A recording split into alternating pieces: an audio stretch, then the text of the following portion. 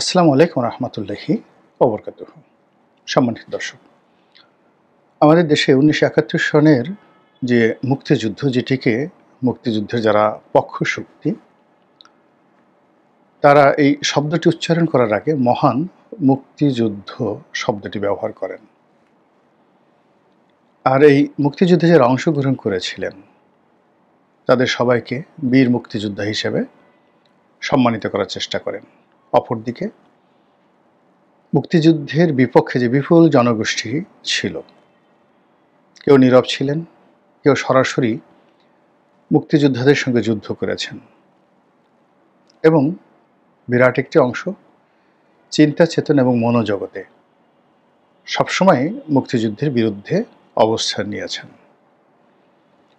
ফলে কি হলো, ৯ মাসের মাথায় আমরা যে স্বাধীনতাটি পেলাম, এই স্বাধীনতাটি আমরা একটি মাস উপভোগ করতে পারিনি। অর্থাৎ ১৯৭১ সনের ১৬ই ডিসেম্বর থেকে যদি ধরুন ১৯৭২ সনের ১৬ই জানুয়ারি, এই একটি মাস, এই একটি মাস আমাদের বিজয়ের সুখ স্বপ্ন থাকেনি। বঙ্গবন্ধু ১০ তারিখে আসলেন বাংলাদেশে, ১০ই জানুয়ারি ১৯৭২। তো সেই দিন থেকে যে বললাম যে ৬ তারিখ মানে ১৬ তারিখ, ৬ দিন, এই সময়টিতে যা বাংলাদেশে ঘটেছে, যে ঘটনাবহুল সময়, ছাত্রলীগের মধ্যে দুটো গ্রুপ হয়ে গেল এবং দুটো গ্রুপ, শক্তিশালী দুটো গ্রুপ, যারা পরবর্তীতে দুটো পৃথক জায়গাতে তারা তাদের জনসভা আহ্বান করলেন এবং প্রতিটি গ্রুপই সেখানে বঙ্গবন্ধুকে তার নিজের দলে নেওয়ার জন্য সর্বশক্তি নিয়োগ করলেন। বঙ্গবন্ধুর পরিবারের মধ্যে শেখ ফজলুল হক মনির যে দাপট, সেই দাপট তিনি উপেক্ষা করতে পারেননি। এর বাইরে রাজাকার, আলবদর, আর শামস, আটকে পড়া পাকিস্তানি বিহারি জনগোষ্ঠী, এরপর লুটেরা, গুন্ডা, বদমাইশ, চোর, ডাকাত, মানে এই পুরো জানুয়ারি মাসটি ২০০০ নয়, ১৯৭২ সনের জানুয়ারি মাসটি সারা বাংলাকে বিভীষিকাময় করে তুলল। এবং আমরা যারা ২৪-এর গণ অভ্যুত্থানকে বা গণ আন্দোলনকে সফল হতে দেখেছি, তো সেই দিক থেকে আগস্ট মাসের ৬ তারিখ থেকে পরবর্তী এক মাস, সেপ্টেম্বর মাসের ৬ তারিখ পর্যন্ত যদি আপনি ধরেন, তাহলে এই বাংলাদেশ ১৯৭১ সালের ১৬ই ডিসেম্বরের পর থেকে ১৬ই জানুয়ারি পর্যন্ত এক মাস অবধি যা ছিল, সেই তুলনায় ২০২৫ সন বা ২০২৪ সনের জানুয়ারি মাস আমাদের জন্য জান্নাত ছিল। সেই প্রতিকূল পরিবেশের একটা বিরাট অংশ, বিরাট জনগোষ্ঠী, যারা অত তাড়াতাড়ি মুক্তিযুদ্ধ শেষ হয়ে যাবে, পাকিস্তান পরাজিত হবে, তারা ভাবতে পারেননি। আবার যারা বিজয়ী হয়েছেন তারা এত দ্রুত বিজয়ী হবেন, এটাও তারা ভাবতে পারেননি।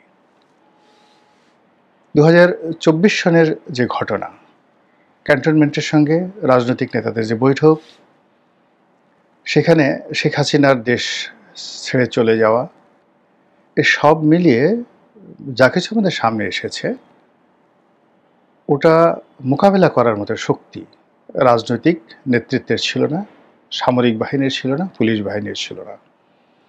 ওখানে কেউ পালানোর চেষ্টা করেছে, কেউ নীরব থাকার চেষ্টা করেছে, আবার কেউ উল্লাস যে করবে সেই শক্তি তাদের ছিল না। কিন্তু এই যে একটা অবস্থা, তার সাথে ১০০ গুণ, যাকে বলা হয় সারপ্রাইজিং অবস্থা ছিল ১৯৭১ সনের ১৬ই ডিসেম্বর পরবর্তী সময়ে।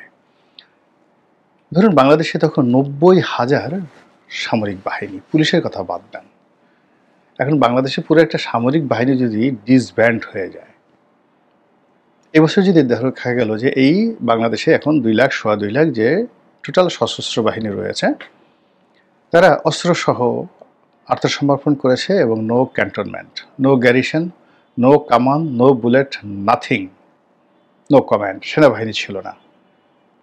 বোঝার চেষ্টা করেন কি অবস্থা তৈরি হতো। তো 16 ডিসেম্বরের পর তো সেই অবস্থাই হয়েছে। সেকেন্ড থিং হলো, ভারতীয় যে সামরিক বাহিনী, তারা এখানে ল এবং অর্ডার এটা রিস্টোর করার জন্য দায়িত্ব পালন করেনি। তারা স্ট্রাইকিং ফোর্স হিসেবেও কাজ করেনি। ফলে পুরো দেশটি ছিল সরকারবিহীন, পুলিশবিহীন, না ছিল লাইট, না ছিল মোমবাতি, না ছিল হেরিকেন, না ছিল টাকা, না ছিল পয়সা। কিভাবে যে চলেছে ওই সময় যারা রাজনৈতিক সচেতন ব্যক্তি শহরে এবং গ্রামে, তারাই মাত্র এটা বলতে পারবে। তো যা হোক, যেটা বলছিলাম যে ওই 71-এর সময়টিতে এটা সত্য, বিজয়ীরা তাদের বিজয়কে অনুধাবন করার জন্য, উদযাপন করার জন্য তাদের যে প্রস্তুতি সেটা ছিল না। আর যারা পরাজিত হয়েছে, তারা পরিপূর্ণভাবে পরাজিত হয়েছে এই আত্মোপলব্ধি তাদের ছিল না। ফলে বিজয়ীদের আত্মবিশ্বাসে যেভাবে ঘাটতি ছিল, পরাজিতদের দাম্ভিকতা তখনও পর্যন্ত কমেনি। তখনও তারা, আজকে যেভাবে আওয়ামী লীগকে দায়ী করা হয়, ঠিক তখনও পরাজিত শক্তিরা 73, 74 সন পর্যন্ত, 75 সন পর্যন্ত তারা নীরবে নিভৃতে সারা বাংলাদেশে তারা তাদের শক্তিমত্তা প্রদর্শন করেছে। তারা পুরোটাই আন্ডারওয়ার্ল্ডে চলে গিয়েছে। আবার জিয়াউর রহমান সাহেব যখন ক্ষমতায় এসেছে, তখন আবার তারা রাজনৈতিকভাবে মাথাচাড়া দিয়ে উঠে পড়েছে। এবং এই যে তারা 1971 সনের 16 ডিসেম্বরের পর থেকে যে ন্যারেটিভগুলো তারা চালিয়ে আসছে, সেটা হলো মুক্তিযোদ্ধারা আসলে ভারতের দালাল ছিল, ভারত পাকিস্তান ভেঙেছে তাদের স্বার্থে, এখানে মুক্তিযুদ্ধ হয়নি, এটা ভারতের একটা কারসাজি, আন্তর্জাতিক চক্রান্ত, রাশিয়ার একটা কারসাজি, মুসলমানদের আত্মাকে 2 ভাগ করে দেওয়া হয়েছে, ইসলামকে বিভক্ত করে দেওয়া হয়েছে, ইত্যাদি ইত্যাদি নানা রকম যাকে বলা হয় উপাখ্যান। এবং এটা এত মারাত্মক ছিল, আমি একটা লেখা লিখেছিলাম, দেশ ভালো পাকিস্তান, নেতা ভালো আইয়ুব খান। আওয়ামী লীগের একজন খুব বড় নেতা, প্রভাবশালী নেতা এখন। তো তার বাবা ছিলেন বঙ্গবন্ধুর দুঃসম্পর্কের আত্মীয়। তো তিনি সেই বঙ্গবন্ধুকে দু চোখে দেখতে পারতেন না। বঙ্গবন্ধুর পরিবারে বঙ্গবন্ধুর অনেকেই বঙ্গবন্ধুর সঙ্গে তার সম্পর্ক ভালো ছিল না। তো সেই নেতা, মানে বঙ্গবন্ধু প্রধানমন্ত্রী হয়েছে বা রাষ্ট্রপতি হয়েছে, আওয়ামী লীগ ক্ষমতায় এসছে, এটা তার গায়ে আগুন ধরিয়ে দিল। তিনি যে শহরে বাস করতেন, সে সারাক্ষণ শুধু বলে বেড়াতেন, দেশ ভালো পাকিস্তান, নেতা ভালো আইয়ুব খান। এটা যে শহরে, আমি আরেক শহরের নাম বলছি, ফরিদপুর শহরে, সেখানেও বঙ্গবন্ধুর একজন খুব নিকট আত্মীয় এবং তার সন্তান সন্ততিরা শেখ হাসিনা যে কবারই ক্ষমতায় এসেছেন, প্রত্যেকটা বার লুটে পুটে খাওয়ার ক্ষেত্রে মানে যে দক্ষতা দেখিয়েছে, যে দুর্নাম বদনাম আওয়ামী লীগের জন্য তৈরি করেছে, এটা এখন মাথায় হাত দিয়ে কপাল থাপড়ানো ছাড়া আওয়ামী লীগের কিছুই করার নাই। তো সেই ভদ্রলোক মানে বঙ্গবন্ধুর খুব নিকট আত্মীয়। তো তার কাজে ছিল শহরের বাইরে, তার বাড়িটা ছিল মূল শহর থেকে 2-3 কিলোমিটার বা সেখান থেকে দূরে। তো তিনি আসতেন আর আওয়ামী লীগ অফিসে বসেই পায়ের উপর পা তুলে তিনি বঙ্গবন্ধুকে গালাগালি করতেন যে, দেখো ওর অপঘাতে মৃত্যু হবে, অভিশাপে ওর মৃত্যু হবে, অভিশপ্তভাবে সে মারা যাবে। এইভাবে তিনি 1972 থেকে 75-এর 15ই আগস্ট পর্যন্ত গালাগালি করতেন।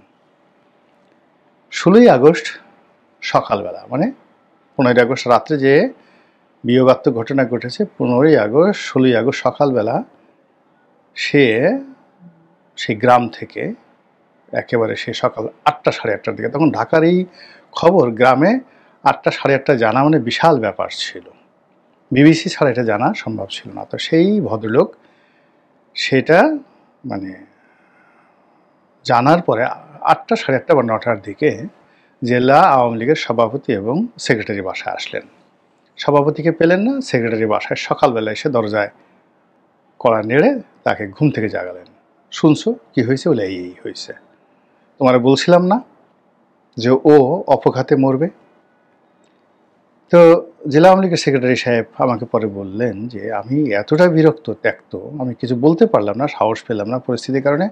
আমি শুধু বললাম যে এই 3-4 মাইল পথ হেঁটে আপনি সকালবেলা, সাত সকালে আমার কাছে কি এই কথা বলতে এসেছেন?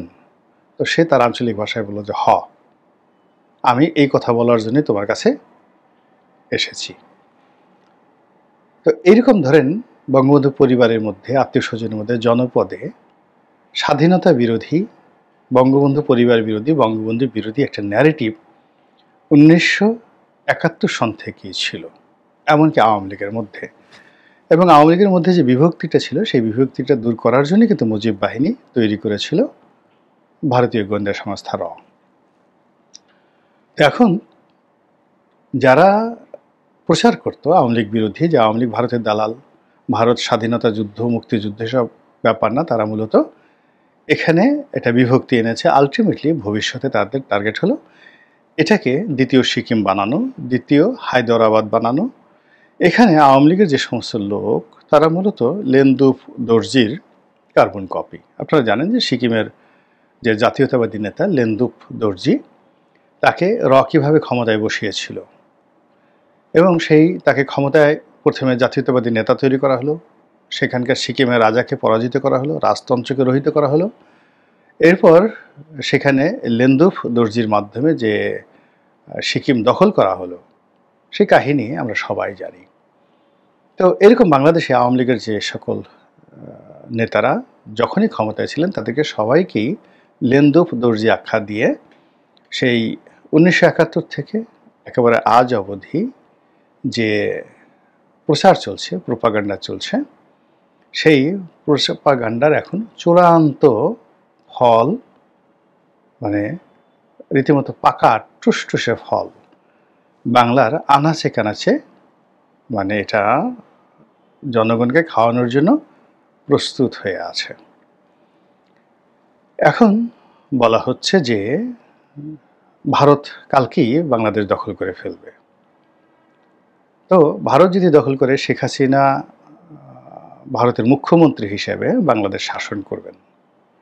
আমরা তো স্বাধীনতা হারাবো, সার্বভৌমত্ব হারাবো। তো এর চাইতে আমরা যদি পাকিস্তান মিলিটারিকে বাংলাদেশে আসতে বলি, তারপর আমাদের রক্ষা করার জন্য যদি পাকিস্তানের জঙ্গি বিমানগুলো আমাদের এখানে থাকে, চীনের জঙ্গি বিমানগুলো আমাদের এখানে থাকে, আমাদের এখানে যদি জনগণের মধ্য থেকে একটা প্যারামিলিটারি তৈরি করা হয় ভারতের সাথে যুদ্ধ করার জন্য, কেমন হয়?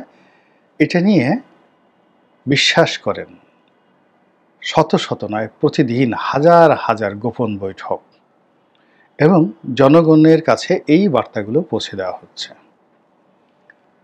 বলা হচ্ছে যে যারা আরও কট্টর এবং ধর্মপরায়ণ ইসলামপন্থী, তাদেরকে বলা হচ্ছে যে ইসলামকে 2 ভাগ করে ফেলা হয়েছে।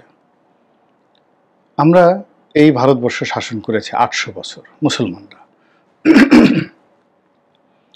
ওই দিল্লি আমাদের, হায়দ্রাবাদ আমাদের, তারপর গুজরাট, যেটার আগের নাম ছিল আহমেদাবাদ, ওটা আমাদের, ঔরঙ্গাবাদ আমাদের, কলকাতা আমাদের, মুর্শিদাবাদ আমাদের, এরকম বলা হচ্ছে। বাংলা, বিহার, উড়িষ্যা আমাদের। 800 বছর আমরা এই ভারতবর্ষ চালিয়েছি। এখন ভারতের টোটাল জনগণ আছে 130 কোটি। বাংলাদেশ, পাকিস্তান, ভারত এই 3 রাষ্ট্র মিলে টোটাল মুসলমানের সংখ্যা 70 কোটি। 70 কোটি মুসলমান যদি একত্র হয়, তাহলে শুধু ভারত নয়, আমরা মায়ানমার দখল করতে পারবো, আমরা শ্রীলঙ্কা দখল করতে পারবো, মালদ্বীপ তো, আর ভুটান, মালদ্বীপ, ভুটান, নেপাল এক তুড়িতে আমাদের দখল হয়ে যাবে। এবং আবার সেই মুঘল ডাইনেস্টি, আবার সেই সুলতানি আমল শুরু হয়ে যাবে।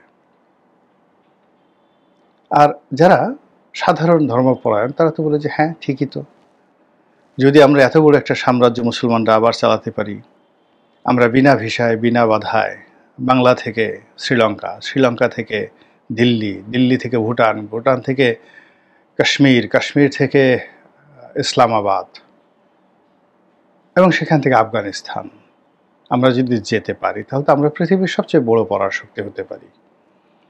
এই যে মগজ ধুলাই, এই মগজ ধুলাইয়ের কারণে লক্ষ লক্ষ তরুণ যারা শক্তিশালী, ধনবান, মধ্যবিত্ত, উচ্চ মধ্যবিত্ত পরিবারকে প্রতিনিধিত্ব করে এবং তারা প্রায় সবাই লন্ডন, আমেরিকা, মালয়েশিয়া এই সমস্ত দেশে লেখাপড়া করে বা লেখাপড়া শেষ করে বাংলাদেশে এসেছে। এদের মধ্যে এই যে পাকিস্তানপন্থী মনোভাব, ইসলামপন্থী মনোভাব, এটা এত চাঙ্গা করে তোলা হয়েছে যে এরা পাকিস্তানের স্বার্থ রক্ষা, ইসলামকে এবং ইসলামের হুকুমতকে এই জমিনে কায়েম করা, কোরআনের আইন, সৎ লোকের শাসন চালু করার জন্য নিজেদের জীবন বাজি রেখে তারা শহীদের তামান্না নিয়ে জান্নাতের ৭০টি হুর হাসিল করার জন্য যেভাবে নিজেদের শরীর, মন এবং মস্তিষ্ককে প্রস্তুত করে রেখেছে, বিশ্বাস করেন ওটা মোকাবেলা করার মতো military power, political power, financial power সারা বাংলাদেশে তাদের যারা প্রতিদ্বন্দ্বী তাদের কারোরই নেই। দুর্ভাগ্য, এই যে একটা গ্রুমিং হচ্ছে দীর্ঘদিন ধরে, এটা